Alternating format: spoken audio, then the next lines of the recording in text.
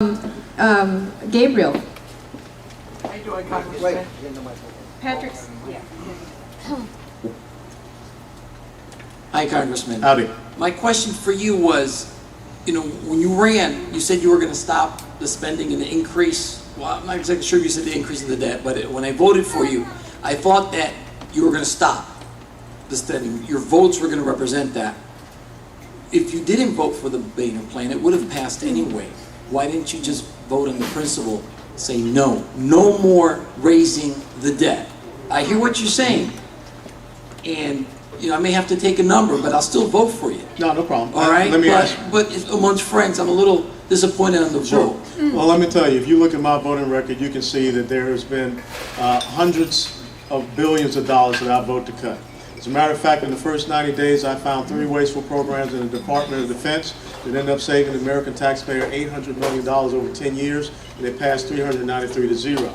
Now, when you talk about the debt ceiling, even before I was sworn in, I said that the only way that I would ever support raising the debt ceiling was if we had spending control measures put in place.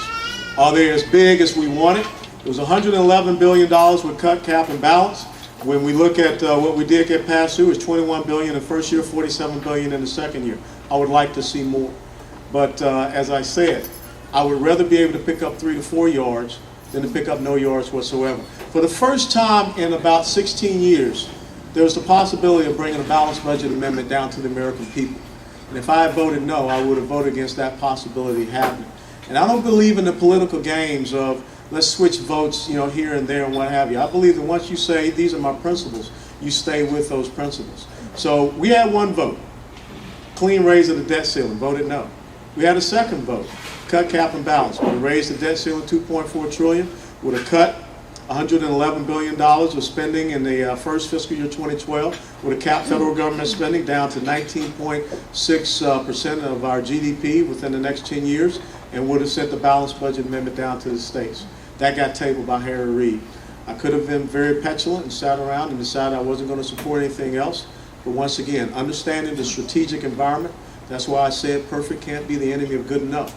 I was one of the first guys that came out and said, I don't like this joint committee of Congress, and I still don't like it. And I think it's very important that we make sure that it is in an open and transparent process. We have cameras in the room. I spoke with the Speaker and also the Chairman of the Armed Services Committee, and I said, I believe that 2 of the 3 people should be this. Should be a subcommittee chairman off of the Armed Services Committee. I recommended Randy Forbes from Virginia. And I also wanted to see one of our really sharp freshmen, James Langford or Bill Flores off the Budget Committee to be on there. They didn't take that advice, and I'm really concerned. We got the same old heads that are sitting on that committee. But I want to get back to Washington, D.C. so we can get back to cut spending. And I just talked about that on Greta Von Susteren not too long ago, where I said the GAO report came out and said there was $200 to $300 billion of duplicative programs in Washington, D.C. That's a great place to start. So I'll put my record in the 7 months that I've been up there on cutting spending with anybody. Thank you. Thank you.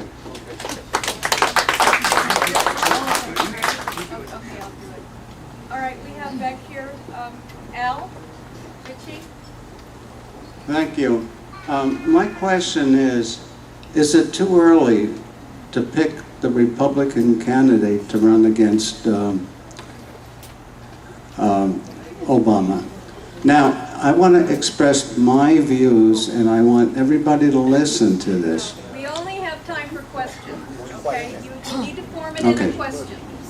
I think that Newt Gingrich has confessed his sins, and if we are true Christians, we'll forgive him, and he's the only man, in my opinion, that can out-debate this powerful president we have. Well, let me start with the first part, the last part first. I don't think the president is very powerful, and I don't think he is very, swift on his feet. So I think that my 14-year-old daughter could probably have to do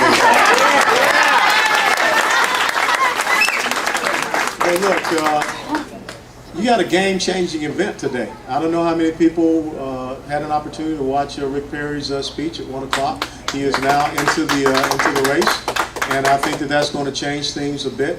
But when I look at this field now of 9 people, and who knows, maybe a couple of others may enter in, Governor Palin, former Mayor Giuliani, I think that it's still very early. It's kind of like preseason football. You know, right now you got 83 people on the roster, you got to cut it down to 53.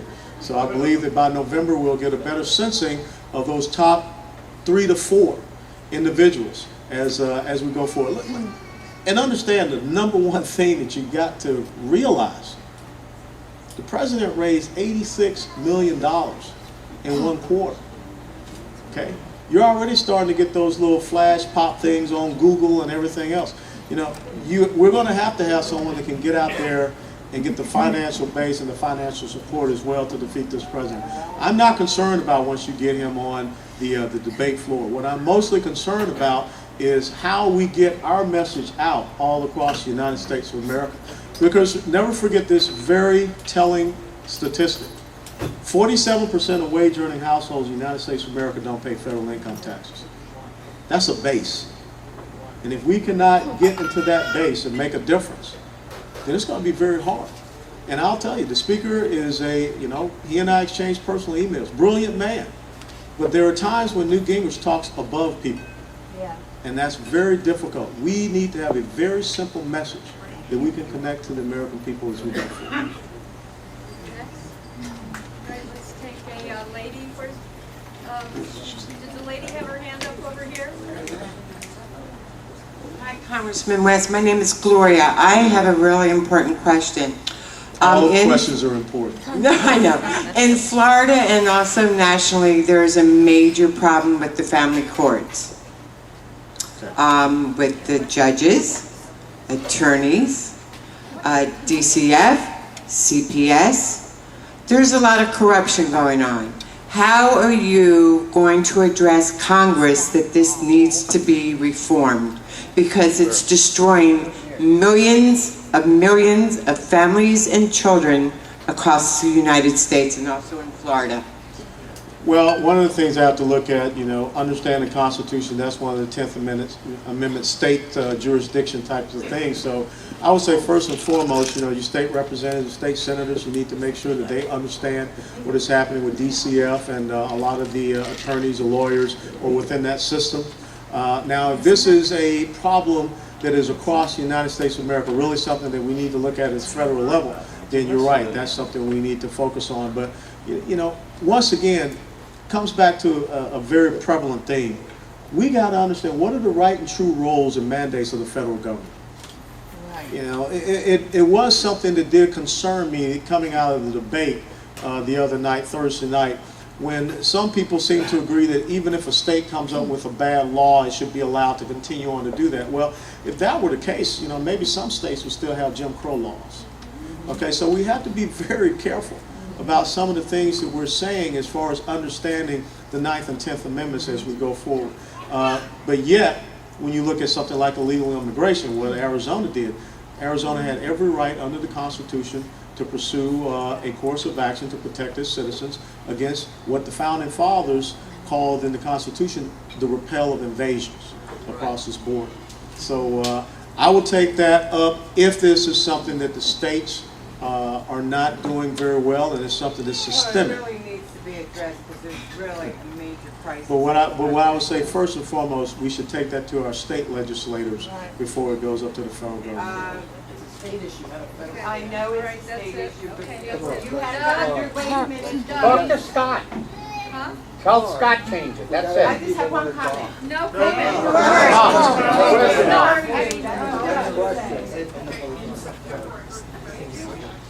Hold on, I'm coming right by you. Can't hear you, can't hear you. Federal gas tax September expiring. What's the House of Representatives' position on that? Are they going to extend it? What are they going to do? It has not come up, and I have to tell you, that's once again maybe one of the reasons why we need to get back to Washington, D.C., because you also have the post office is saying that they're about to go bankrupt.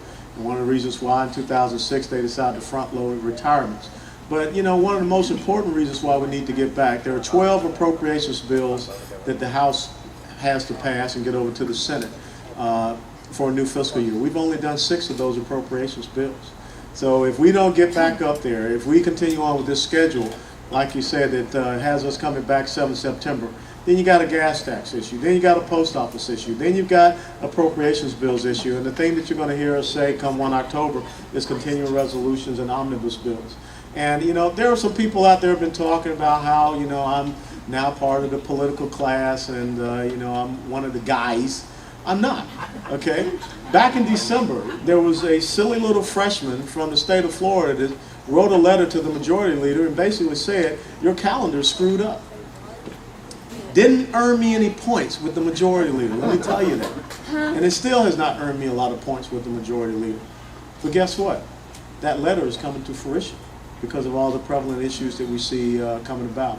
And as I said, when Moody's came, I mean, yeah, Standard & Poor's came out with that downgrade, one of the first people to say, and send an email to the leader, to the whip, we need to come back. And I've been very critical of them about the fact that they have not brought back. So we need to get back up there and continue with some things because nothing has come up about the gas tanks. And Bender, I'm giving you a chance. You don't need it.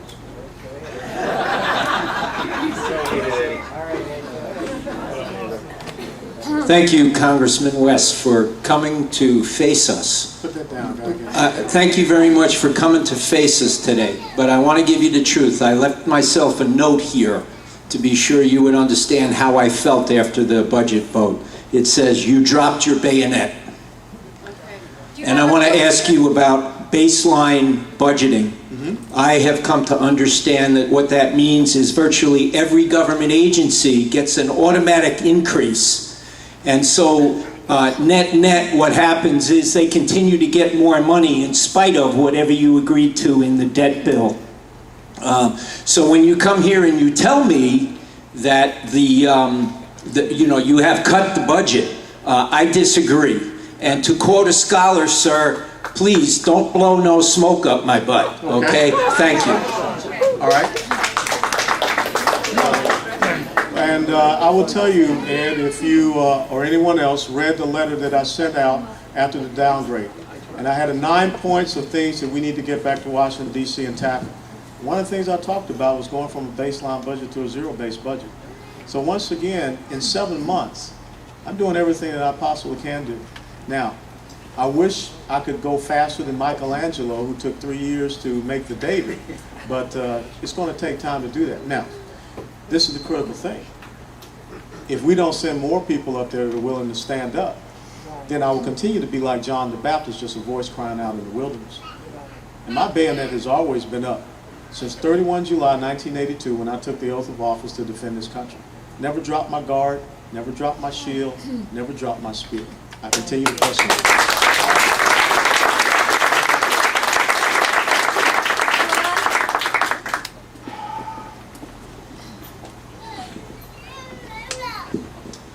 Unlike the others, Alan, I don't have any questions for you at all.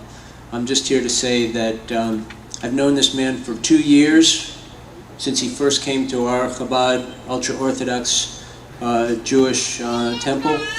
And I'll tell you, this man has not and will not drink of the waters of the Potomac. As he said when he started out, those are waters, those are Fort Lauderdale. As he said when he started, this is a process, it's going to take, I mean, I wasn't happy about the whole vote either, but it's a little bit. So anyways, no questions, no more grandstanding.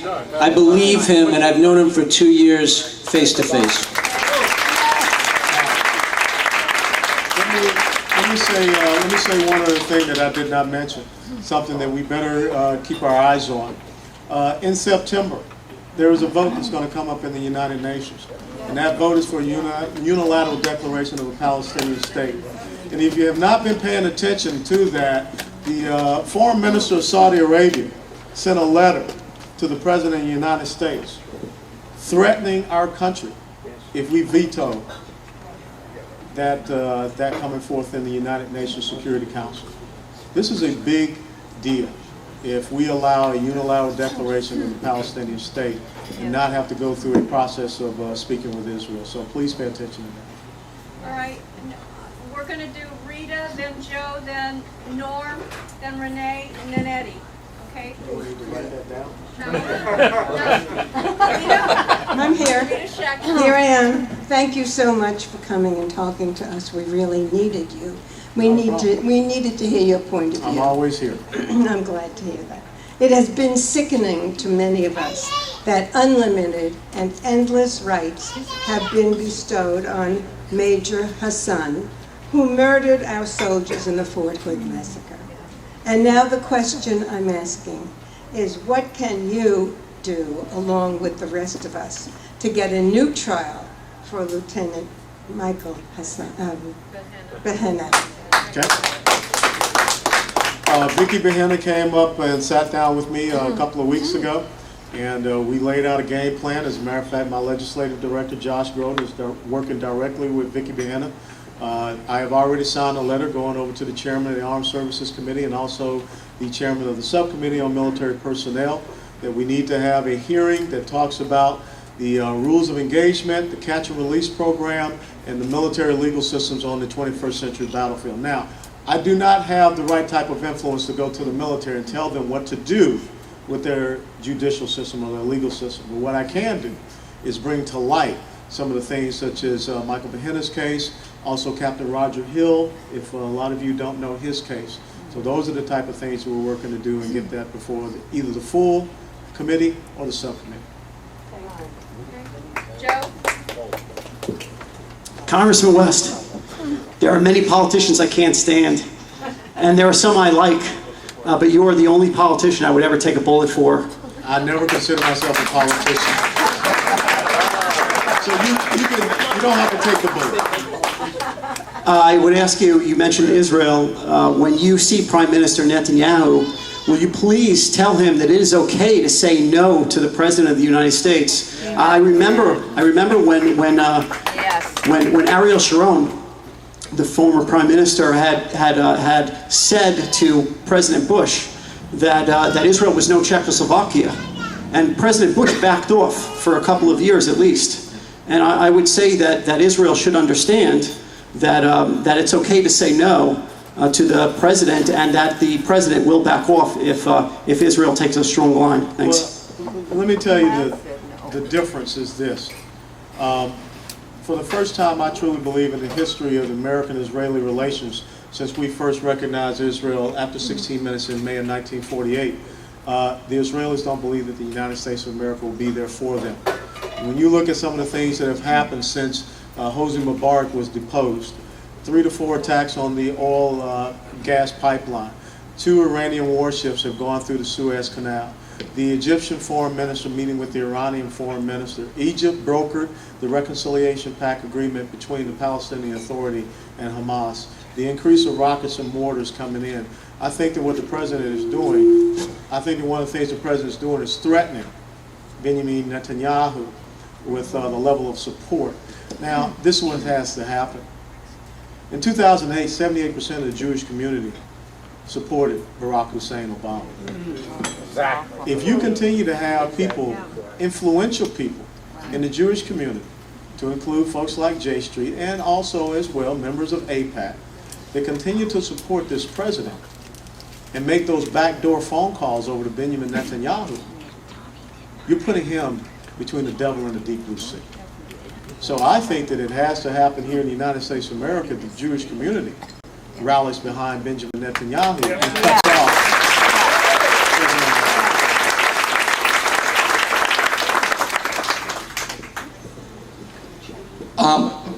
Mr. West, I just have one question. How could you vote for the Black Farmers Aid with no checks and balances on that? Yeah, and look, I mean, that's money being wasted out of yin-yang, and there's no checks and balances. And I already told people what happened. Let me tell you, sometimes when you have these major appropriations bills come up, there are about anywhere from 27 to 41 different amendments that you have to track and vote on. And I missed one. That's all it is. You know, and like I said, once again, if you want someone that's going to be absolutely perfect on every single thing, you're not going to get it here with me. I have flaws.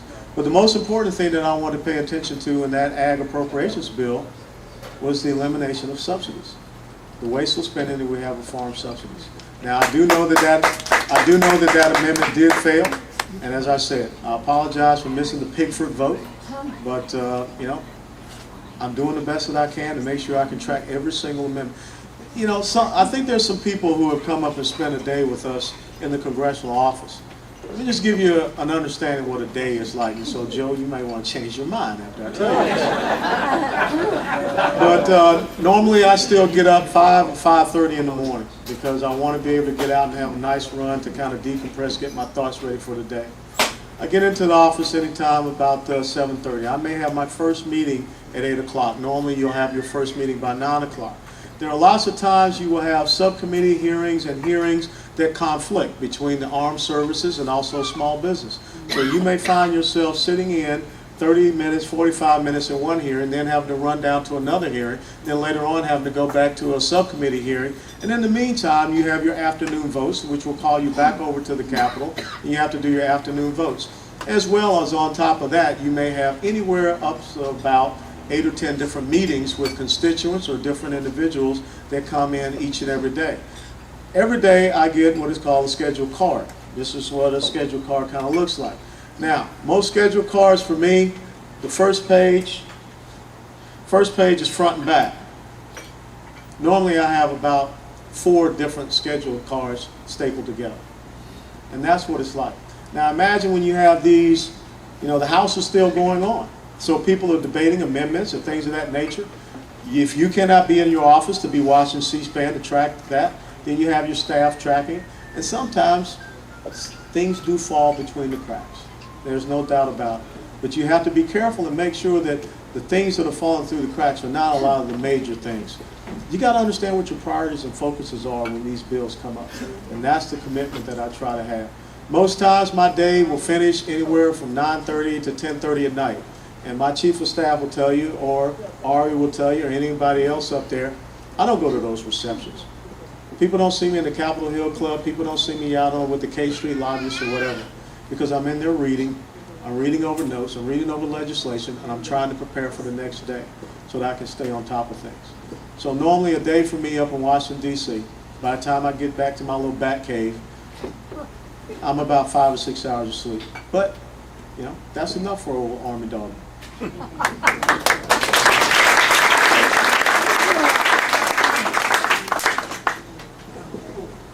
Eddie's after that. Oh, that's okay. Renee's next, then Eddie. Oh, it doesn't matter. It doesn't matter, Carl. Go ahead. Don't fight. Hit him.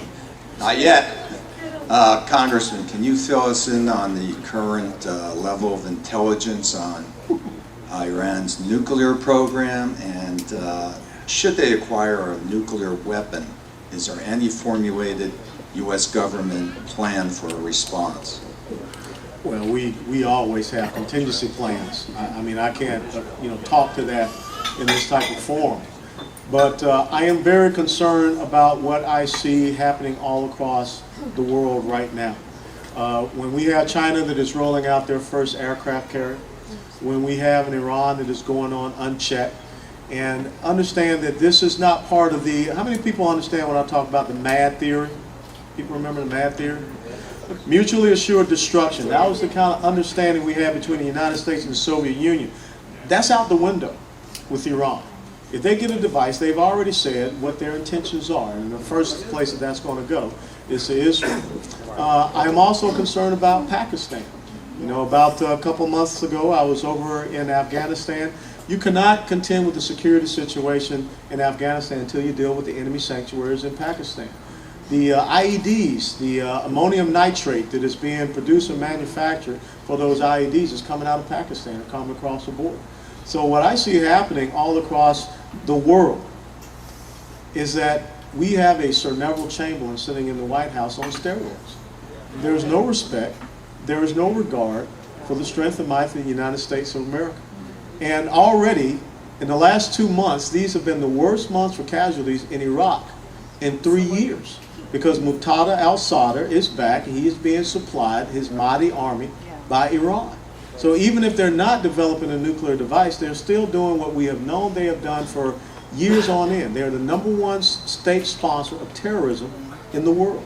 And we continue not to deal with it. As a matter of fact, it is so bad that the Saudis have turned to other people to try to deal with the Iranian situation instead of the United States of America. And the Saudis are very angry about how we dealt with Hosni Mubarak. So, slowly but surely, and let me be very honest.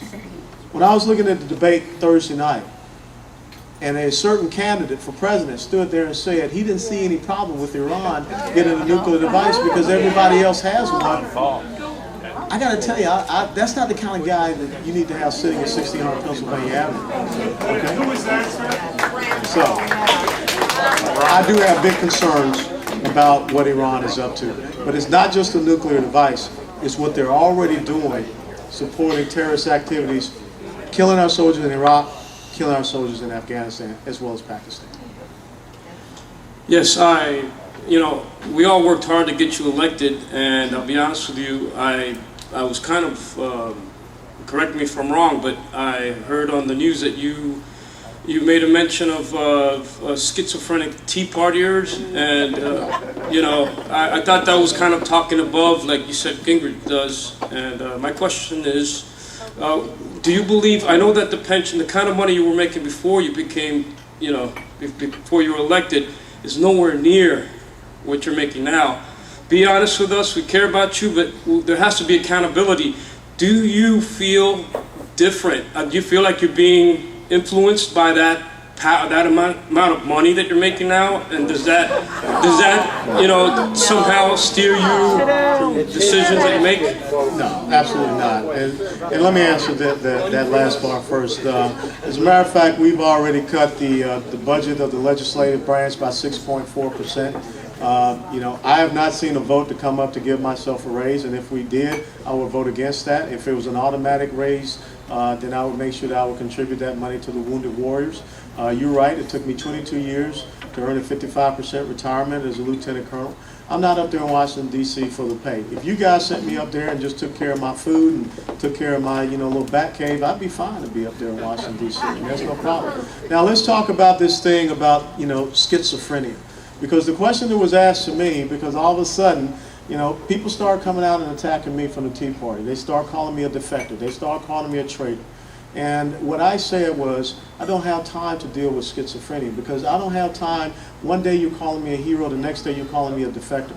My dad taught me a very simple thing. You never read your own press and you never drink your own tub of water.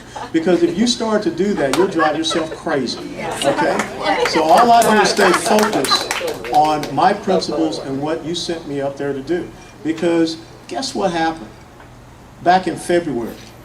When there was that initial vote on the Patriot Act, and all that vote was to extend the Patriot Act for 90 days, and I voted yes to extend it for 90 days. And how many people contacted me and told me that I was a traitor, I didn't believe in the Constitution, they hated me and everything like that, but all I wanted was 90 days to do the research necessary to come back from when we had the final vote on the Patriot Act.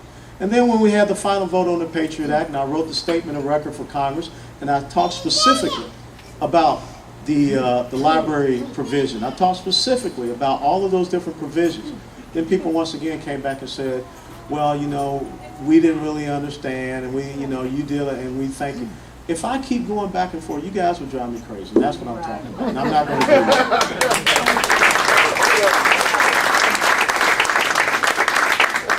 Congressman West, I'm very concerned about our military. We recently had an episode happen where a Chinook helicopter was shot down, and if I close my eyes, that could be a Soviet helicopter, because that's what used to happen to them. They'd get in a firefight, the help would show up, and they'd shoot the helicopter down. Is there any plans to investigate any of this nonsense that's going on now in our military? I don't know who's writing our rules of engagement. I don't know who, I mean, now I see the president is using our troops as props when they're coming home and they're killed and wounded. That never happened before. This is outrageous to me. And also, we're in Libya. If you could speak about that for a second, because I'm trying to read up on it. I'm trying to find out what our country is doing in these countries. And I don't even know if our country has a plan for this. So can you? Yeah, well, first of all, if you go back and remember the discussion that we were having about the War Powers Act, which basically gives the president 90 days. You got 60 days initially if you want to commit U.S. forces, and then you got a 30-day grace period where you're supposed to come back to the Congress. If you read the War Powers Act of 1973, what we're doing in Libya did not even meet that criteria. There was no national emergency. There was no attack upon our territories or any of our possessions or any of our military. So you do have a president that's in violation of statutory law with the War Powers Act. And that, I got to tell you, You know, one thing about Dennis Kucinich, you know, he's a quirky little dude, but he's consistent. And he said, we need to defund this, this operation. And that is why, you know, you want to talk about being a member of the club. The speaker wanted to just to, you know, give the president additional time, write a letter. I told the speaker he was out of control in conference. And I voted with Dennis Kucinich, who wanted to end that operation right then and right there. Now, let's talk about the military and what happened in Afghanistan. In 2005, we had the exact same thing happen. It's called Operation Red Wing, Lone Survivor, the book of Marcus Luttrell. Right. We lost 16 special operators on a Chinook helicopter. So this is a repeat of that. There is an investigation that the Army is doing. There's also probably going to be a hearing before the Armed Services Committee on this. These are my concerns. You know, if you've ever ridden in a Chinook helicopter should not go into a hot zone. They are very slow at first in that initial 0 to about 500 to 1,000 feet. The other thing you have to be concerned about was why were those special operators not cross-loaded onto different aircraft? Which leads me to the last thing, is why was that helicopter not an MH-47, which is a special operations variant? It was just a regular CH-47. Right. So is there an issue about readiness? Is there an issue about availability of aircraft over there? So those are the type of questions that I'll be asking when we get back up there and we have this hearing. Because if you've been on the ground, you know these type of things, you know the right questions. Is there anybody with you in Congress? Well, I mean, I really don't care who's with me. I mean, I'll take it on myself. And don't yell at me. But I will tell you this. One of the things that does kind of concern me is that there are 63 people that sit on the House Armed Services Committee. You can go on Google and look it up. Look and see how many people have actually been in combat in the military within the last 5 to 7 years. Most people are placed on the Armed Services Committee because they have a military base in their district. And that's why you get some of the screwed up policies that come out as far as our military. We've already cut our defense budget by $319 billion over the next 10 years. And let me give you a little tidbit. So when you go out there and people start talking about just cut defense, get rid of defense, and we get rid of defense, that'll take care of our deficits and everything. Discretionary spending and mandatory spending, budget pie. Non-defense discretionary spending is 20%. Defense discretionary spending is 20%. Mandatory spending, the net interest payment on our debt, Medicare, Medicaid, and Social Security, is 60% of the budget of the United States of America. If we were to eliminate the entire defense budget of the United States of America, which, by the way, is only 3.7% of our GDP, you still will have $1 trillion deficit if you got rid of the entire defense budget. So it comes back to what are the priorities of the federal government. I heard John Bolton say we're down to the bone on defense spending. Somebody asked him if he would be running for president. He said, I might, because he's scared. Anybody here served in the Navy? Okay, in 1990, the United States of America had...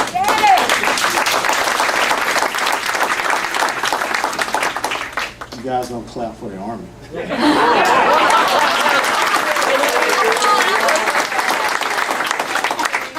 In 1990, the United States Navy had 546 Navy war vessels. Today we have 283. 70% of the mass of the earth is water. China just rolled out its first in 8 to 10 years because of the trade imbalance that we have and the fact that China is supposedly going to overtake our economy in 2016. Correct. The world's largest blue water navy will fly on the Chinese flag. And I can tell you that for a fact. That's not classified. I can tell you that for a fact. They're on Russian hulls. I don't think you want to buy shit. All right, Jerry? Oh, one more here. Oh, I'm sorry. Congressman West, I just want to give you an applause for this. When we were in D.C. a few weeks ago and we met in your office, one of the gentlemen that was with me is a big fan of Debbie Wasserman Schultz. Oh. You, with 4 words, changed that gentleman's mind about who we are and what we represent. See, Debbie is not smart.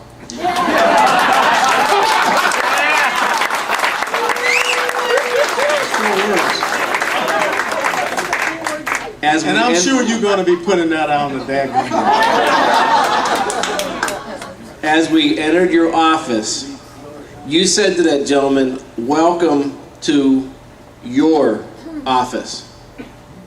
He never heard that before from any other representative, senator, or congressman. That was the first time that he had someone say, "Welcome to your office." Yes. And I do thank you for that. Thank you.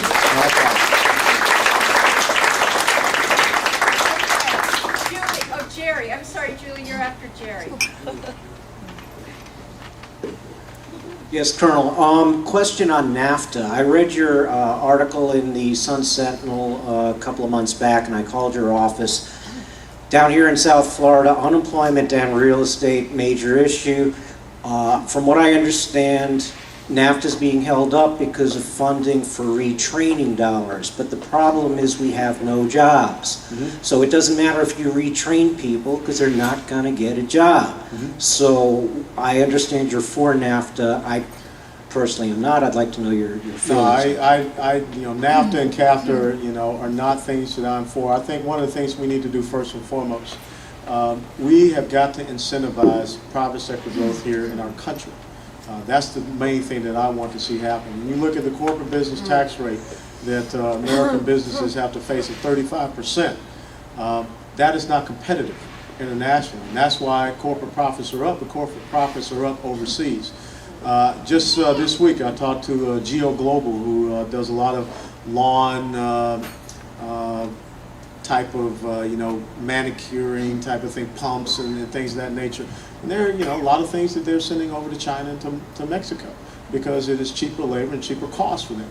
If we could take the corporate business tax rate and cut it down to 21%, and then we eliminate, loopholes and subsidies, I mean, that's how we set the conditions for us to have a competitive tax rate so that we bring those jobs back here. We don't have production and manufacturing in the United States of America, and that's what we have to recreate. When you look at U.S. Highway 1, closed storefronts, we don't need to be talking about tax hikes on our small businesses because, when you operate as a subchapter S corporation, you can't grow if you don't have any certainty as far as your personal income tax rates.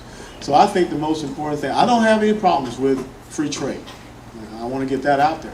But I think trade also has to be fair. And I think that we're creating an imbalance with some countries that don't mean us very well. I think that when you look at the Panama, the Colombia, and the South Korean free trade agreements, we need to get those passed because I'd like to see, some goods and services come in here. And I'd like to see it where our small businesses have the opportunity to ship goods and services out of here as well. But I don't want to see jobs being shipped out of the United States of America because we don't have the right type of tax policies and regulatory policies for our businesses to grow here. In the month of July, the Obama administration sent down 603 new regulations. 603 new regulations that will cost American businesses $10 billion, going in the wrong direction. I'm very interested in the Jewish vote. I think Julie. Here's the mic. Oh. I started it. So I think that the Jewish vote is going to make a huge difference in the next election.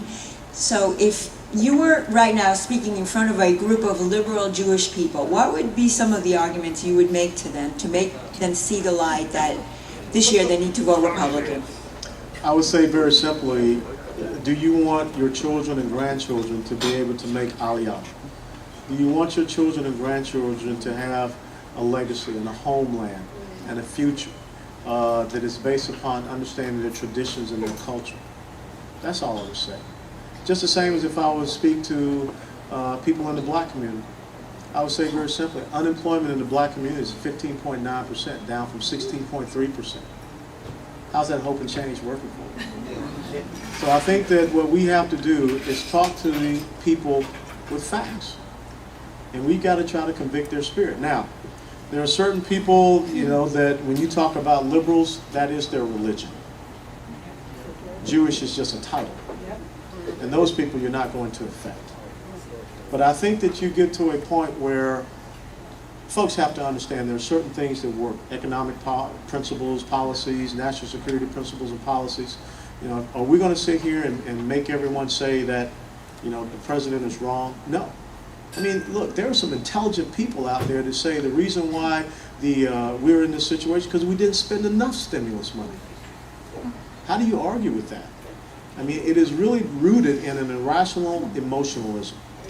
It is rooted in irrational emotionalism that says, I care about people. But really, it is not about caring about people, it's about making people victims, about making people dependent upon government. It is not about equal opportunity, it's about equal achievement, whereby they're the ones that can regulate and determine what you can become in your own life. And if we don't continue to hammer away at that very simple message, then we lose. Can I? These are my data cards. Every single one of you should carry data cards. $8.6 trillion of debt in 2007.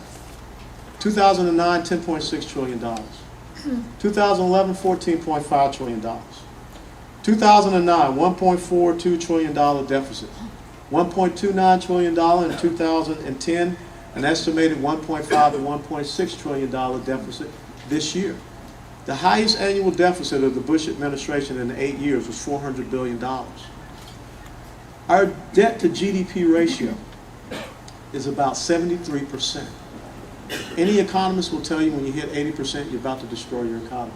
The federal government spends 24.4% of our GDP. We bring in 18 to 20% as far as revenues in the United States of America. In 2009, when the president took over, the average price of gas was $1.86. This year, the average price of gas hit $3.68. 41 cents of every dollar in the United States of America is borrowed. Since the 27th of July, every dollar in the United States of America that's spent by the federal government is borrowed money. 41% increase of food stamp recipients since the president took over. The last 2 quarters of GDP, 0.4%, 1.3%. It is going to take us anywhere of about 2.7 to 3.2, 3.3% of GDP growth to turn around the United States of America. That's what you got to have. If you don't have your facts that you can readily pull out, and if they just start yelling, Julie, I mean, there's nothing you can do about that. But at least you know that you've won the debate. And we've got to take these simple facts to the American people. 9.1% unemployment. It may be down from 9.2%, but guess what? 28 straight months unemployment nationally at or above 9%. The longest stretch since the Depression. South Florida, 11.8% unemployment. Broward County, 9.5% unemployment. Palm Beach County, 11% unemployment. The cost of a gallon of milk here in South Florida, $3.62. The cost of a carton of eggs, $1.68. I remember a carton of eggs, like 69 cents, 79 cents. This is how you win. Simple message. And talk about how we're going to turn that around. Congressman has been up here for about an hour now. That we have in this country. It's a big for human resources, benefits, welfare, and what would we save? I mean, how much money would we save if all the states would actually take the same, toe the same line? Well, I mean, I could not tell you, but I mean, that was a controversial decision that Rick Scott made, but maybe that will be something that influences people to get off of the government dole. I mean, because I got to tell you, if you're out there paying for people to exist, when you look at Section 8 housing, when you look at the fact, let me tell you something that's crazy. There's a website out there that you can go to, and if you were to qualify because you have a low enough income level, the government gives you a free cell phone, 250 minutes per month. I mean, the government is starting to get into the business of things that it should not get into. But understand, why are they doing that? Remember what I talked about earlier? You have to read Sun Tzu, you have to read Saul Alinsky. Because if you get to the point in the United States of America where more people are tied to government by subsistence check or employment check, it's over. When the public sector is bigger than the private sector, forget about it. You don't believe me? Read Ayn Rand's book from 1950, Atlas Shrugged.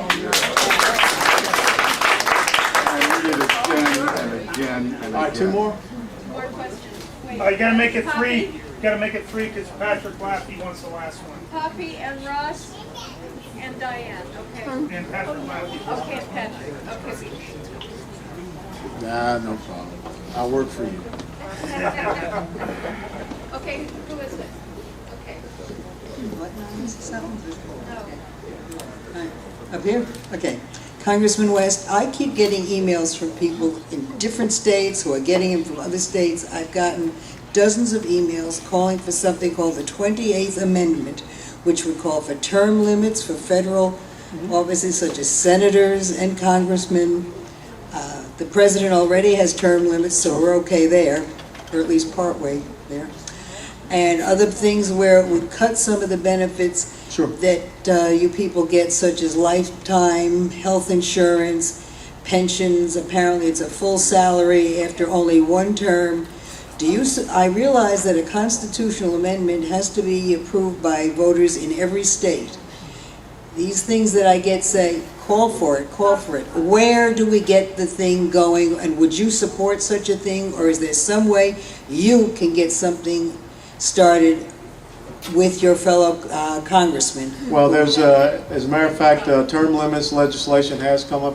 There's a great gentleman that lives in Palm Beach, Atlantis, named George Blumel. It has been very successful. I've always believed in term limits. I'll tell you a clear example why you should believe in term limits. How many people know Representative Dingell from Michigan? No. Representative Dingell from Michigan just celebrated his 85th birthday up there on the House floor. And out of the 85 years of life, 47 years of them have been spent in the United States House of Representatives.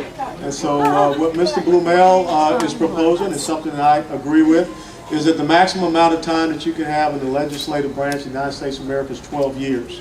And that's based upon 2 terms of 6 years for a senator. Now, the difference is you offset that in the House of Representatives. I believe in 4 2-year terms. That's the maximum you can have in the House of Representatives. And the reason why I offset it, and he and I talked about this, in case you're in the House and you want to jump over and run for the Senate, that's fine, but you're still capped at 12 years. The problem is this. You know, there are a lot of people that like living up there in Washington, D.C. And if you look and you understand something, think about how many people, Republican and Democrat, who have come out and said they're not running again in 2012. And why do they not want to run in? Because they don't want to stand up in front of you all. Like Ed said, he was glad that I would present myself before the people. I'll never be afraid to stand before you all or anybody. But there are people that don't want to do that. You know, there's a comfort style of living up there in Washington, D.C. I tell you, I see it. You know, there are guys up there, if you don't want to eat dinner, if you don't want to eat lunch, you don't have to, pay for it, there's always somebody ready to give you a free lunch and a free dinner. But if you do that, they own it. Okay, so I think that part of term limits takes away the influence of the K Street lobbyists. And also, once again, I talked about it took me 22 years to get 55% retirement. Remember, only 5 years in the legislative branch, and you get anywhere from about a 70 to 75% retirement. And even after you pass away, it goes to your spouse. So, John Edwards served 1 term in the Senate. You guys are writing a check for him. Mel Martinez, why do you think Mel Martinez wanted to hang on for a couple extra days? Y'all are writing a check for Mel Martinez. Yeah. Who did I say was next? Okay, Russ. Nancy Pelosi is always taunting the Republicans by saying, "Where's the jobs bill?" Wouldn't it be possible to create jobs by restraining the EPA, removing the restrictions on drilling, and repealing Obamacare? And everything that you just said is sitting in the Senate. And see, that's what a lot of people don't understand. I think we need to have civics again in our country. Because even if we pass it in the House of Representatives, where does it go to next? It goes to the Senate. So all of these jobs bills that you're talking about, the repeal of Obamacare that was done in January, where is it sitting? It's sitting in the U.S. Senate. Harry Reid is the biggest obstructionist out there. 831 days without a budget for the Senate Democrats. You all should be going out there just beating people about the head and shoulders about that. When Democrats say something to you about the economy, say 831 days. And the next day say 832 days. They have not passed a budget. So this is why it's so important. And once again, Ed, that's what I'm talking about. If you want to make a difference, if you want to be able to do the big things, it's not just about having the House of Representatives. It's about getting control of the Senate, and then even still getting control of the White House. Because even if we have the House and the Senate, To have that president up there with all the executive orders and things he's doing through regulatory fiat, we got to get rid of this guy. Yeah. Just have to. Yeah.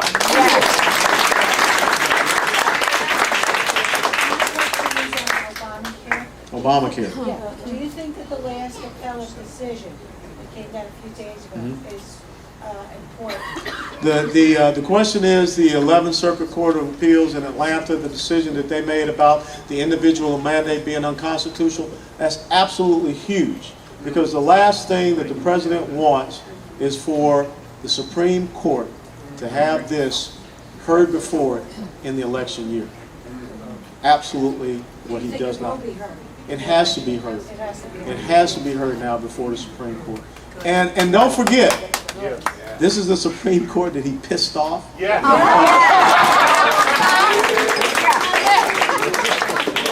We're going to hear from Patrick Laffey with the last question, and then Jack Gillis is going to come up and say a couple words. Thank you. Yes, Alan, I want to thank you for coming also. I know that you've mentioned both of those books that you've read, and I believe in education's important, but the book that I believe in mostly is the Bible. It tells me good from evil. The Democratic Party is totally evil, and... well, let me correct you. Let me correct you. I'll take it from you, Alan. This is not about party. Okay, there are Democrats that voted for me.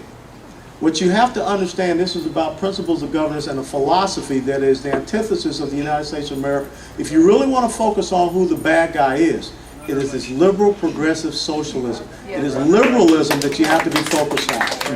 Okay, because you know there are some people in the Republican Party that are big government type of spenders as well. I agree. My question though is why, you mentioned that 2 or 3 yards or 4 yards was the way to go at this point in time. I'm just a simple guy. I believe in taking the aggressive point of view. My point would be that every time I seen, you mentioned Reverend Dozier as a football player, taking those 2 or 3 yards, those are important if you're aggressive. The American soccer team just lost because they laid back on their laurels, allowed the Mexican team to take advantage because they didn't be aggressive. I want to know what your plan is to be more aggressive. Shoot, some people will say that I'm out of control aggressive, but you win on offense. There's no doubt about that. That is why I really believe that we are missing an incredible window of opportunity in not calling the House of Representatives back to Washington, D.C. to do work and force it upon the Senate. I mean, this is that type of being on offense thing that I talk about. I don't like sitting back. But going along with the football metaphor, how many people remember the University of Alabama when Bear Bryant was the coach? Oh, yeah. There it is. Okay? When you start out in the beginning of the game, when Alabama has the ball, it was all about ball control. Picking up those 3-4 yards, and getting the touchdown, getting that field goal, what have you. But by the fourth quarter, they had so worn down the other team that instead of 3 to 4 yards, they were busting off 8 yards, 10 yards, 12 yards. And the next thing you know, Alabama run up a score like you couldn't imagine. I know because I went to the University of Tennessee. That's the type of mentality we have to understand. We have to be on offense, and we have to continue to push the ball down the field. Right now, we've got the Democrat Party and the liberals on their heels. They're absolutely in disarray. Anytime when you have the Democrat Party talking about they should have ran Hillary Clinton, you're pressing these people to the point of breaking. And that's why I don't want to see us let up on them at any time. That's why, do me a favor. Call Eric Cantor. Call Kevin McCarthy. Call Speaker Boehner and say, get those people back to Washington, D.C. right now. Thank you.